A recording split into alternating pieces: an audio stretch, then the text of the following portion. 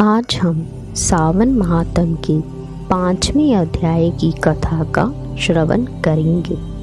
ईश्वर ने कहा, हे संत कुमार, कोटि लिंग का महात्म तथा पुण्य का विधान नहीं कहा जा सकता। जब एक लिंग महात्म की कथा कहना असंभव है तो कोटि लिंगों के महात्म को कौन कह सकता है। इस महीने में एक लिंग के बनाने से जीव मेरे पास निवास करता है। भक्ति द्वारा मन कामदेव के शत्रु भगवान श्री कृष्ण का 6 अक्षर ओम नमः शिवाय मंत्र के सहित अर्चन करें। ग्रह यज्ञ कर उदापन करें, हवन तथा ब्राह्मण भोजन कराएं। इस तरह व्रत को करने से असमय में मृत्यु नहीं होती। इस मास का व्रत के सहित लिंगाचरण वंद्यापन को हरण कर संपूर्ण आपत्ति को दूर करता है। सब ऐश्वर्य की वृद्धि करने वाला है। जो प्राणी पंचामृत से श्रावण मास में अभिषेक करता है वह इस देह को छोड़ कैलाश में मेरे नज़दीक आकर एक कल्प तक निवास कर सकता है। वह प्राणी पंचामृत पीने वाला, गो तथा धन आदि से युक्त, अत्यंत मधुरभाषी त्रिपुरा सुरहंता श्री शंकर प्रिय होता है। जो इस महीने में पत्तल पर भोजन करता है वह सोने के पात्र में भोजन करने वाला होता है तथा शाक त्यागने मात्र से शाक का कर्ता होता है। मनुष्यों में उत्तम होता है। जो भूमि पर ही शयन करता है वह कैलाश में निवास करता है। जो इस श्रावण मास में अति सुबह एक दिन भी नहाता है उसे 1 महीने के नहाने का फल मिलता है। इस महीने में जितेंद्र होने से इंद्रजन्य बल प्राप्त हो जाता है। इस महीने में स्फटिक मणि, पाषाण, मिट्टी तथा मरकत मणि निमित्त शिवलिंग में या स्वयं उत्पन्न या बनाए हुए या पिसान निर्मित या पीतल आदि, चंदन, मक्खन या किसी निर्मित शिवलिंग में एक बार अर्चन करने मात्र से 100 ब्रह्म हत्या भस्म हो जाती है। सूर्य ग्रहण, चंद्र ग्रहण, अन्य किसी सिद्ध क्षेत्र में लक्ष्य जप करने से जो सिद्धि कही गई है वह इस महीने में सिद्धि एक बार जप करने से मिल सकती। दूसरे समय में किए गए नमस्कार तथा परिदक्षिणा से जो 1000 का फल मिलता है वह फल इस महीने में एक बार करने मात्र से मिल सकता है। मुझे प्रिय इस श्रावण महीने में देव पारायण करने पर सब वेद मंत्रों की अच्छी तरह सिद्धि हो सकती है। इस महीने में बिना पुरुष सूक्त पाठ के एक दिन भी ना बिताए। जो इसको अर्थवाद मात्र कहता है वह प्राणी नरक को जाता है। समिधि, चरु, तिल और घी से ग्रह यज्ञ करे।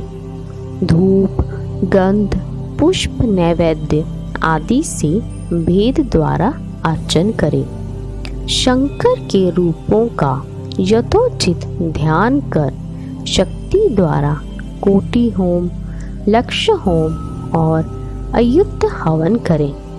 तिलों के व्याहुति मंत्रों से हवन करें। इसी को ग्रह यज्ञ नाम कहा गया है। हे संत कुमार, अब बार व्रत को कहूँगा, आप सुने। हे अनज्ञ, आपसे पहले रविवार व्रत को कहूँगा। रमणीय प्रतिष्ठानपुर में सुकर्मा नाम का एक दरिद्र ब्राह्मण तथा कृपण भिक्षा वृत्तियों में तत्पर था। एक दिन सुकर्मा ब्राह्मण ने धान्य भिक्षा के लिए प्रतिष्ठानपुर में घूमते हुए किसी गृहस्थ के घर में स्त्रियों को देखा। वह स्त्रियां आपस में मिलजुल कर रविवार के उत्तम व्रत को कर रही थी। उसी समय उस ब्राह्मण को देख उन स्त्रियों ने अर्चन को जल्दी ही ढक दिया।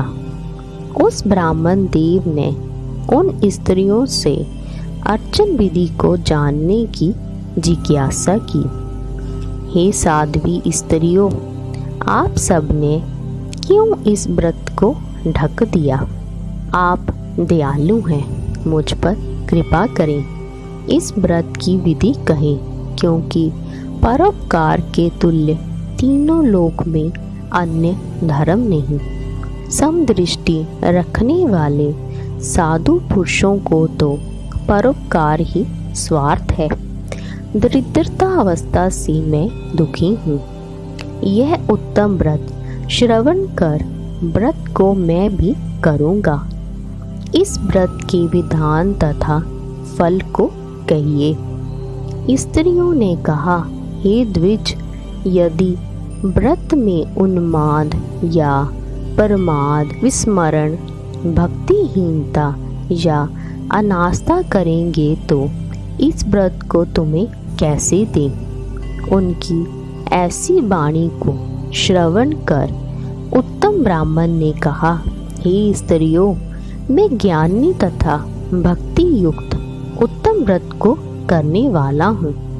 इस तरह उसकी वाणी सुनकर उन स्त्रियों में से एक प्रौढ़ा स्त्री ने रविवार के व्रत तथा उसकी विधि उससे कही।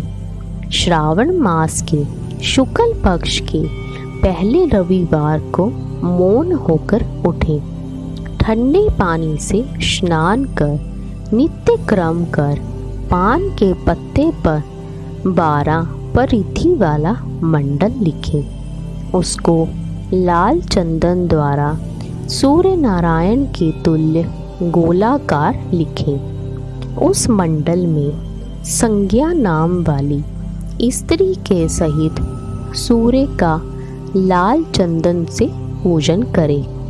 घुटना जोड़कर भूमि पर स्थित हो सूर्य के 12 मंडलों पर अलग अलग लाल चंदन से युक्त लापा तथा जपा पुष्प से युक्त अर्धकों को श्रद्धा भक्ति से सूर्य नारायण को दे।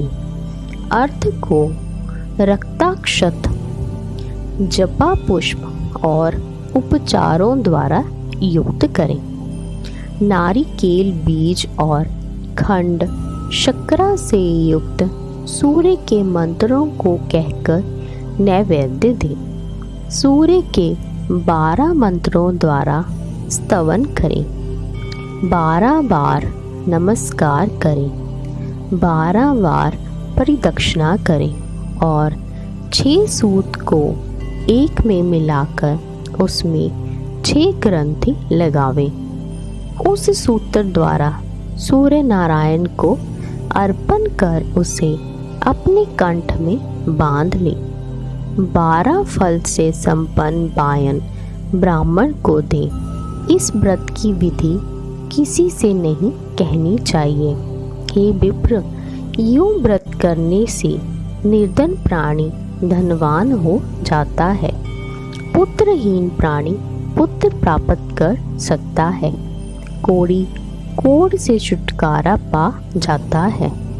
हे विपेंद्र, विशेष क्या कहा जाए? जिस वस्तु की अभिलाषा करता है वह सब साधक इस प्रकार व्रत के प्रभाव मात्र से प्राप्त कर लेता है। श्रावण मास में 4 रविवार या 5 रविवार होने से व्रत करें। व्रत की संपूर्ण फल की इच्छा के लिए उद्यापन करें। हे विपेंद्र, इस प्रकार व्रत करने मात्र से सिद्धि होती है। वह ब्राह्मण उन साध्वी स्त्रियों को नमस्कार कर अपने घर चला आया। घर आ जैसा सुनकर वह आया था, वैसी सब विधि द्वारा उस व्रत को अपनी दोनों कन्याओं को भी व्रत विधि बताई। उस व्रत के सुनने से और अर्चन तथा दर्शन मात्र से ही दोनों कन्याएं देवगणा के तुल्य व्रत विधि के प्रभाव से सुंदर हो गई। उसी दिन से उस विप्र के घर में लक्ष्मी निवास करने लगी। अनेक रास्तों से, अनेक निमित्तों सहित वह ब्राह्मण उस दिन से लक्ष्मीपति हो गया। किसी राजा ने उसी ब्राह्मण के घर के समीप रास्ते से होकर निकलते हुए अति उत्तम दोनों कन्याओं को बरामदे में बैठे देखा। दोनों कन्याएं अपनी देह के अवयवों से त्रैलोक्य के संपूर्ण उत्तम चीजों को तथा कमल और चंद्रमा को भी अपमानित करती थी। उन बालिकाओं को देखने से राजा मोहित हो क्षण भर वहां ही स्थित हो गया। राजा ने ब्राह्मण को बुलाकर उन दोनों बालिकाओं के लिए याचना की। ब्राह्मण ने भी प्रसन्न हो दोनों बालिकाओं को राजा को दे दिया। वे दोनों बालिकाएं राजा को स्वामित्व के रूप में प्राप्त कर प्रसन्न हो गई। प्रसन्नचित्त हो बालिकाएं इस व्रत को कर पुत्र पौत्र आदि से युक्त हुई। हे मुनि, बड़े अभ्युदय को करने वाले इस व्रत को आपसे कहा है।